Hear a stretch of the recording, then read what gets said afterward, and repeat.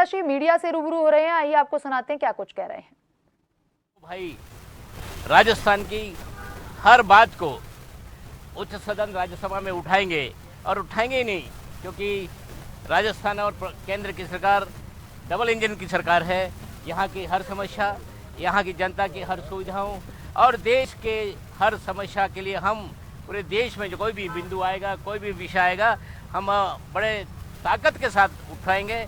और हम हमारे ऊपर जो विश्वास जता है राजस्थान की हमारी भारतीय जनता पार्टी ने, केंद्रीय नेताओं ने, उस विश्वास पे खरा उतरने के लिए हम दोनों भाई पूरी ताकत लगा करके हम खरे उतरेंगे। यही प्रेस के बंधुओं को भी मैं विश्वास दिलाता हूं। और वास्तव में मैं 1990 में मंत्री बना था, पहली बार जीत के आया था। और भैरू सिंह जी सरकार में, जो हमारा आदरणीय स्वर्गीय हो गए, भैरू सिंह सरकार में मुझे बहुत ही आत्मीय भाव से तीन विभाग दे करके राजस्थान की जनता को सेवा करने का मौका मिला था। लेकिन इसके बीच में काफ़ी 1998 तक सत्ता में रहे, उसके बाद सत्ता से संगठन में आ गए और संगठन में भी मुझे उतना ही मज़ा आया। भारतीय जनता पार्टी का काम करते हुए 3-4 बार भारतीय जनता पार्टी का प्रदेश का उपाध्यक्ष रहा हूँ, 4 बार भारतीय जनता पार्टी एसटी मोर्चा का राष्ट्रीय उपाध्यक्ष रहा हूँ।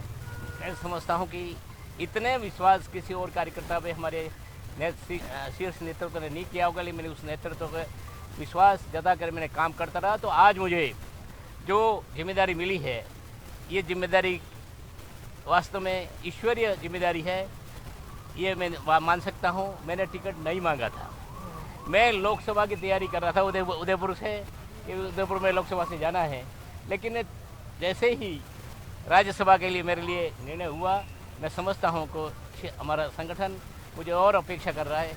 दक्षिण राजस्थान में हमारे कुछ शक्तियाँ ऐसे उभर रही है, उन शक्तियों को भी मैं ठीक ढंग से भावना से जोड़ करके मैं राष्ट्रीय हमारी परिधि में लाने की पूरी कोशिश करूँगा। और हमारा उधर का जो आदिवासी भाई है, उनके हर काम, हर सुखी, हर काम विकास, उसमें दोनों सरकारों से बराबर चिंतन करते हुए मैं उस क्षेत्र में डेवलपमेंट के लिए, प्रगति के लिए, शिक्षा चिकित्सा में मैं बराबर उनके भागीदारी बनूंगा।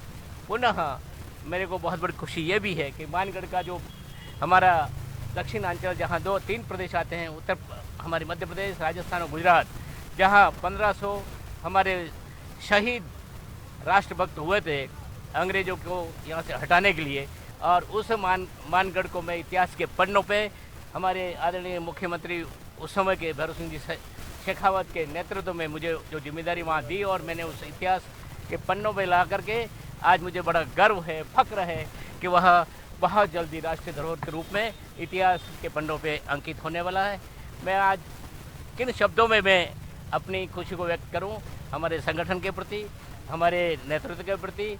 और आज जिस ढंग से मुझे मान सम्मान पूरे प्रदेश से मिला है, और प्रदेश ही नहीं, हर स्टेट से, क्योंकि राष्ट्रीय स्तर पे मैं जनजाति समाज में काम करता हूं, तो कई प्रदेशों से मुझे बहुत बहुत बधाई आई, शुभकामनाएं आई, और ये कहा भाई साहब आप हमारा नेतृत्व करेंगे। ये मेरे लिए बहुत बड़ी कमाई है। धन्यवाद। जय भारत।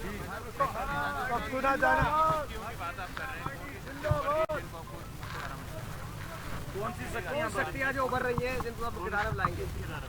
क्षेत्रीय शक्तियाँ हैं, अब इन शक्तियों की क्या बखान करें, वो हमारे सामने बहुत छोटी हैं, लेकिन हमारा आदिवासी भाई के गुमराह नहीं हो जाए उसकी चिंतन कर रहा हूँ। वो मुख्य धारा में हमारा क्षेत्र हमेशा बना रहे और हमेशा बना रहा है। आपको और याद दिलाऊँ कि हमारे वसुंधरा जी की सरकार में एक घटना हुई थी केशरा जी की, जिसमें वैष्णव और जैन समाज के धार्मिक स्थान के लिए बहुत विवाद हुआ था।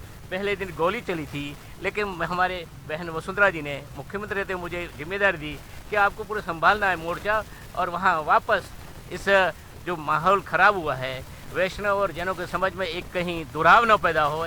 मुझे बड़ा फ़ख्र है कि उस समस्या को मैं ठीक ढंग से 24 घंटे में समाधान कर सका। ये भी मेरे लिए बहुत बड़ा एक इतिहास में उदाहरण है। धन्यवाद। नामांकन की प्रक्रिया तो पूरी हो गई, अब जीत का सर्टिफिकेट कब मिलेगा?